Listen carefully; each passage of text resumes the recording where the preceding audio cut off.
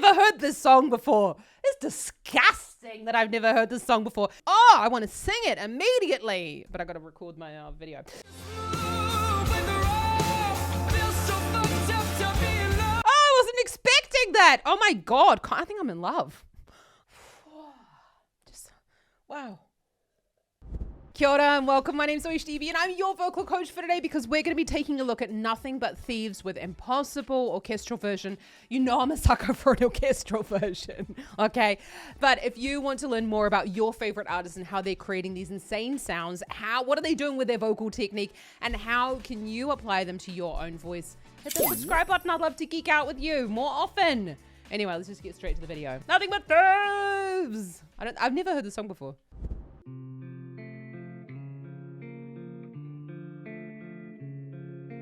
Took a breath, let it go, felt the moment settle so I couldn't wait to tell you why I'm standing here with this awkward smile. And that's because I could drown myself in someone like you. What the fuck? Jesus Christ. I could drown myself. Oh my God. Wow, wow, wow. What is his name? Connor Mason. Oh my God. Let's just have a little look at this beginning bit again. We've got lots of different sounds. Took a breath, let it go, felt the moment settle so I couldn't wait to tell you why I'm standing here with this awkward smile. So we've got we've got a thicker vocal fold sound. You can hear just a little bit of the breath coming through. The vocal folds are open, and a little bit of that vocal fry. When we're singing in this type of style, you can even see that on his face. It's important to make sure everything's really, really relaxed. It's almost as if you're not really trying to sing very well at all. But that's also his training. I'm standing here with this awkward smile, and that's because I could drown myself in someone like you. I could dive so deep I'll never come out. I thought it was impossible. Wow. Wow, I could die. So that it's easy for me as a high soprano to make those sounds, but in a male voice, that is fucking high. Okay, so we've got thinner vocal. I could die to someone like you. Now, this is where a lot of vocal coaches kind of separate in their language. So some people would call this part of the voice falsetto or male falsetto, and others would say that he is in a thin vocal fold, where the vocal folds go very, very, very thin, lots of thyroid tilt, a head voice quality further up in the range. Now, falsetto for me would be more of a hooty sound because the vocal folds become stiffened, and the head voice, which is what he's doing, has that vibrato coming through. Let's just go back on that because I want you to really listen to the vibrato. And this is, vibrato doesn't really come out in falsetto. Dive so deep I'll never come out. I thought it was impossible. It's you to make it possible. Love it stings and then it laughs at every beat of my battered heart. Sudden joy, a tender kiss. I know I'm gonna die of this, and that's because I could drown myself in someone. How have I never heard this song before? It's disgusting that I've never heard this song before. Fuck, this is a jam. Oh, I want to sing it immediately. But I got to record my video. So, we can hear that vibrato coming in before he starts belting, okay? We can hear this vibrato coming into the second verse. Now, vibrato is brought on when we have the thyroid tilted really far forward, and the thyroid cartilage is here, the Adam's apple. Where the vocal folds live. So that's actually the Adam's apple is where the insertion point, where the vocal folds start, and they insert into the arytenoids at the back. And that's what open and closes the vocal folds. We go, I could die, do, do, do, do, do, do, do. we got a very jazzy in the way that he's creating this vibrato. Love it stings and then it lies at every beat of my battered heart. Sudden joy, a tender kiss. I know I'm gonna die of this, and that's because. So, yeah. If he was to open his mouth a little bit more, this would be quite a jazzy sound. Almost, and I don't know the words. So almost like jazzy, like almost sort of like starting in that sort of like classical area. What kind of gives us the impression of classical singing? Vibrato and vocal fold contact. Yeah, so very, very thin, which is what makes me think of jazz. So we're just getting that vibrato coming in at the end of the phrases, and that's just a bit of sweetening. And that also happens because the breath pressure against the vocal fold closure ends up being a little bit more balanced at the end of the breath, and that's why we find vibrato often coming in at the end of breaths when we are training to bring in vibrato. And that's because I could drown myself in someone like you. I could dive so deep I'll never come out. And then he goes into a belt. What did you notice the way that he changed his body, energy, position, support in that? I could dive myself with someone like you. Okay, so actually this would be a really great song for a female voice as well, because this is sitting right slap bang in the middle of the female chest voice register, and you can belt up on that B flat 4. Let's just watch that again. We're seeing that increase in the body tension, helping us to use those larger muscles of the chest and the back to support the sound.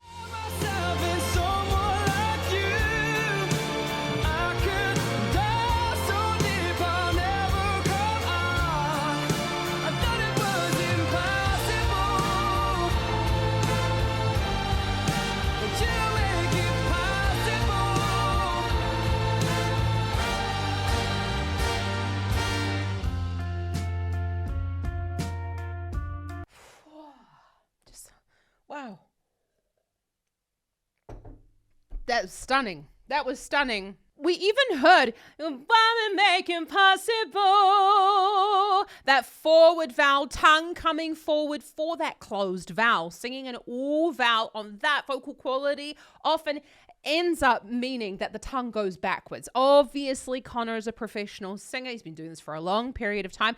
And banner makes impossible. On those closed vowels, bringing the tongue forward, super important.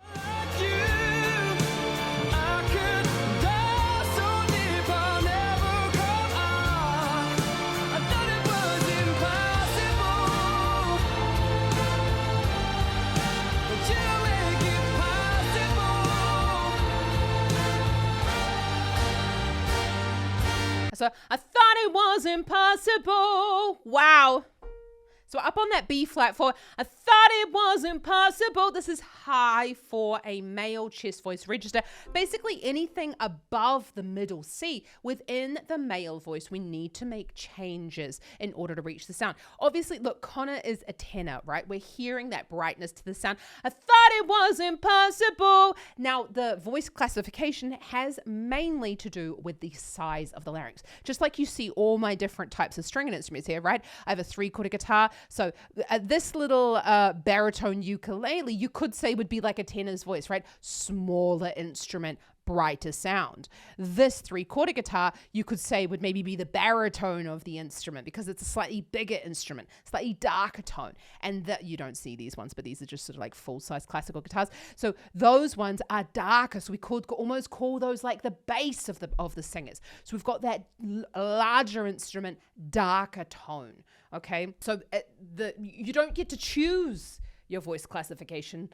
The voice classification chooses you. The wand chooses the wizard, Harry Potter.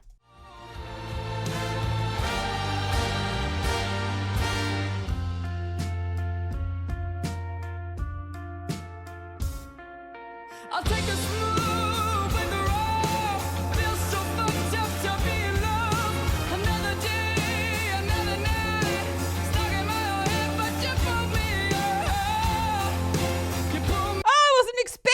that. Oh my God. I think I'm in love.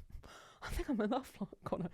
Oh, this beautiful voice. I'm now going to just play nothing but Thieves. Thank you so much to one of my singing students, Teresa. She was like, Zoe, you need to look at this on the channel. And I didn't listen to her until now. Thank you, Teresa. Love you. Mwah. Fuck, he's insane. You were totally right. So we got ba-da-da. So we're on the A4. We've got thicker vocal fold contact. You can notice, though, the mouth shape. He's not widening those vowels. He's got... He's also from England, I think, right? So we've got a little bit more of that English accent coming through. We've got a high tongue position, because otherwise, shit, he wouldn't be able to sing anything if he didn't have a high tongue position. We've got that higher tongue position forward in the mouth, but we're allowing the mouth shape to there we go. Look at that still there. Ah! Oh! That's hard to not allow the tongue to go back, which is why inside singing lessons, when we're working one-to-one, we talk about how we isolate the mouth and the jaw movement from the tongue position. It's imperative to learn how to sing this sort of stuff properly.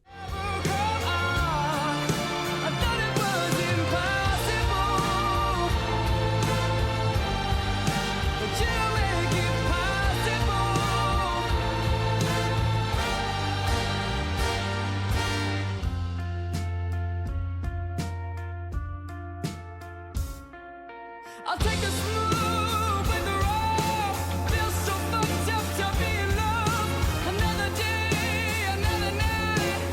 Stuck in my own head, but you pulled me up. You pulled me up. I could drown myself in someone like you. Oh my goodness me. So we've got the placement of the sound is very similar for the second verse heading into the chorus. Now, when I'm talking about the placement of the sound, I'm not talking about like sing from here, which is what I see it all over online. Honestly, you can't sing through the middle of your fucking head, okay? What I'm talking about is the way the voice feels within your throat. However that feels, whether that's here, whatever, I don't care. Everybody has a different perception of the sound within their own body, and I sure as shit don't body map anybody, okay? But I want you to think about the sound as coming horizontally. That sounds really fucking bizarre, right? But essentially what we're doing is we are not changing the larynx height and the vocal fold closure. We're keeping the vocal folds at the same thing.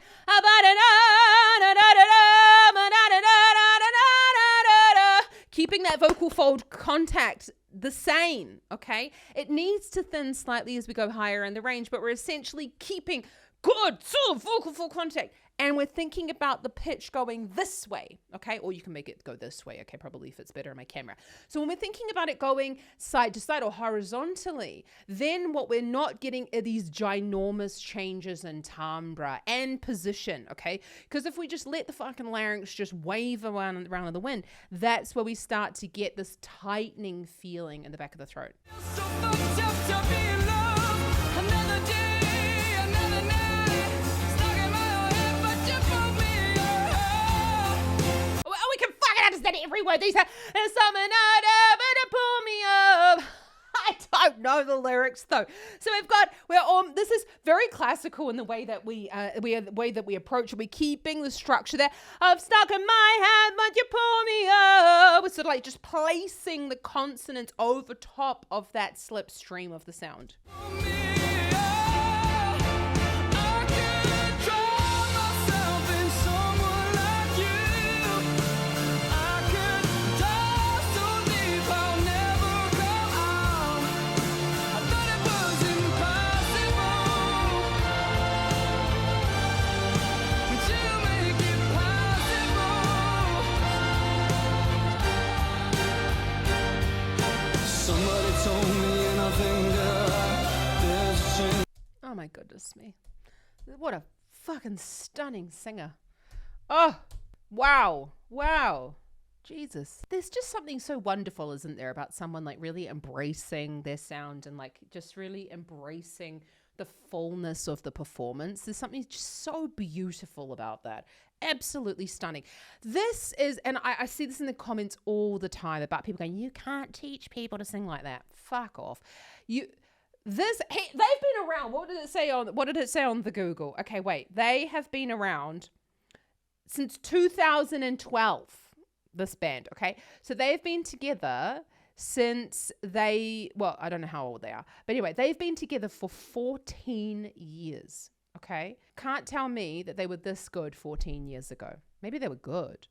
But this sort of stuff is what comes through practice. It comes through knowing each other really, really well. It comes through expanding and growing as musicians. And you can most definitely learn to sing to this level of performance.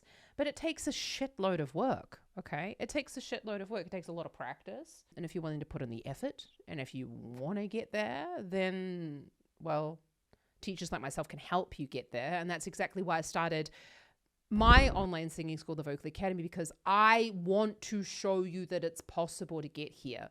So if you want to get there, fuck it, I'll push you all the way. You can apply down in the description below, because I will die on this hill, to quote Sienna Sparrow, to say I can teach anyone. Well, not anyone. Got to have a special type of drive to get to that level.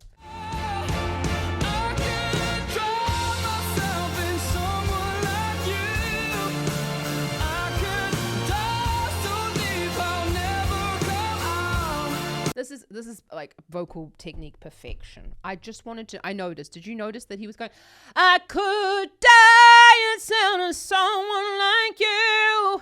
I could better. You don't have to do that. Now, whether Connor has learned to do that in singing lessons or not, if that's something that he's worked out, what we're doing, it sits in a lower part of his range, probably quite uncomfortable. Die instead of someone like, we got higher. We're basically like ramping the larynx up there. We're getting on the pitch. He's not scooping. We are supporting through the head and the neck when we are pulling up through the back. I thought it was impossible to make it possible. Same thing when he goes, it's sort of made impossible. Getting up and over, elongating the back of the neck. So important. So many singers, they do this, which you can do this in some parts of the range, but in terms of like longevity of the sound, and in a belt, which is what he's doing. Thought it was impossible. Pull up through the back. It's much easier. These muscles are like huge in comparison to all these teeny ones. Somebody told me in a finger, there's a change on his way tonight. I feel it too, but I feel it though. Somebody told me in a finger, there's a change on his way tonight. I feel it too. And I feel it so. I could drive myself in someone like. So we've got the same microphone. So that's probably due to the fact that this microphone it basically like blocks out everything, right? Like my dogs have been barking during this video. Like you can't hear that, okay? So I hope you can't. But this microphone is, you basically like have to speak right into it to get the most sound, and that's exactly what he's doing. And especially with all the strings around, there's giving what's called bleed. So the strings would be being picked up by his microphone. The audio engineer, I mean, obviously we're talking about Abbey Road Studios, right? Like the creme de la creme. But like the audio engineer, this mix is beautiful. And I got my inner ears in, and these don't lie. Tips don't lie, and I thought and I feel it right. Somebody told me I think there's a change on its way. I feel it too. So a consistent voice or a consistent vocalization is created through inconsistent levels of effort. So we also saw his body, his body energy change.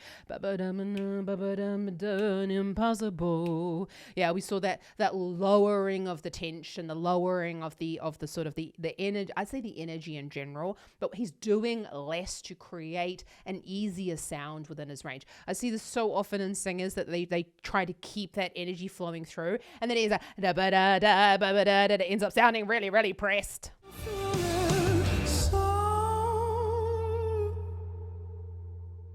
I could drive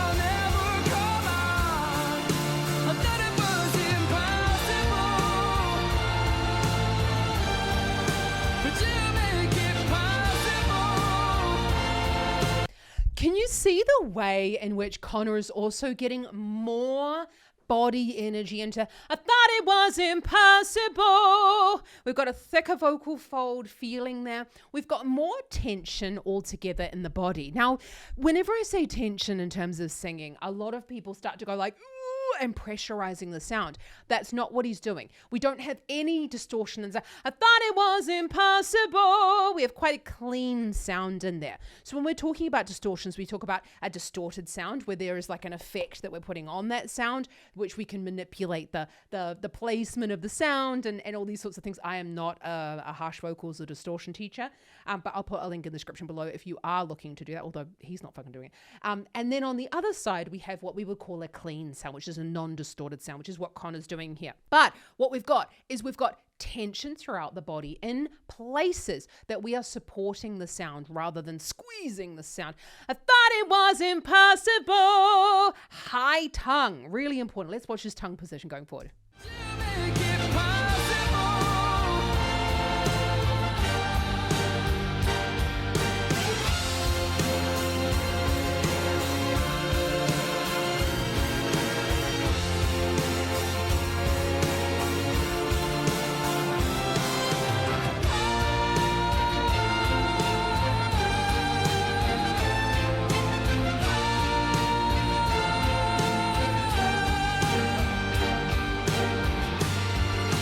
Okay, so we can say that, ha! He's doing that, ha, ha, ha. That can really help us to access that belty sound. Now, this would be a little bit more, I mean, obviously Connor's a professional singer, right? So he's got that down pat within his own voice, but that, ha! With that, ha, we are basically closing the vocal folds like this, and we're getting thicker vocal fold contact higher up in the range, and that ho, that little ha ha ha helps to raise the larynx and get the tongue in a higher position. It did look like he was doing more of a oh sort of sound, but that is something that we play around with the placement of the vowel, making sure that the sound is coming forward rather than being reflected back in the head after we've already produced that belting sound.